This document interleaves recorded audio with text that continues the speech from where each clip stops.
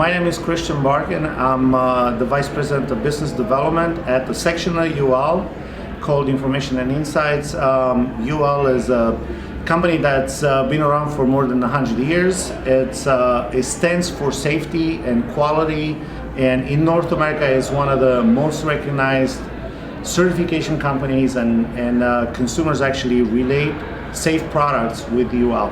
As part of what we do, we're expanding into the sustainability space, and we've recently acquired a few platforms that are actually playing into that space.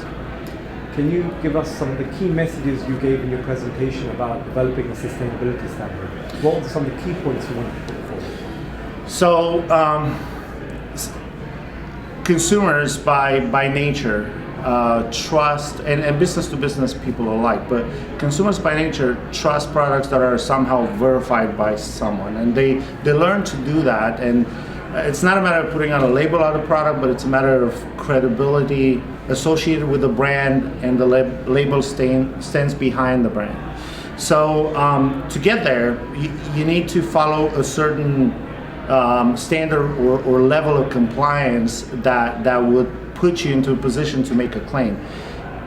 For the standard to exist, you're gonna need a couple of things to happen. So you can go two or three ways, right? You can develop a standard yourself and then call it a personal standard. I mean, it's high, but then you have to sell the standard and find somebody to verify against that and have the consumers buy against that. The second option is to develop a standard that you then engage a, let's say, third-party large organization or association such as ISO that would just take the standard as it is, debate it a little bit, and promote it, and then you certify against that. Or you can go the long way, which is, let's try to establish a standard, and then I need to bring a whole bunch of people around the table, NGOs and companies alike, and government associations, make sure that we're all in agreement. That's probably taken about 7 years. So you're going from 1 year to 7 years, depending on which direction you're taking. Practically speaking, then, after you have a standard, so one way to, let's say, promote that standard is through certification. The other options that you have is basically to take those standards and use the technology that we have today, the data that we have today, the communication means, the platforms that we have today to communicate stuff to the end consumers and show them, according to the standard, this is how that product performs. So that's what we showed today with Good Guide and Purview. Okay, last question.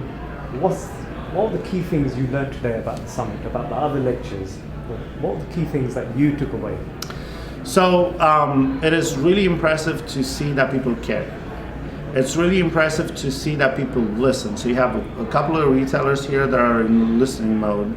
You have a couple of large brands that are interested in what else is out there, because I know I have to do something, to create more with less, to create more sustainable products, because we have 9 billion people coming up. We don't have enough.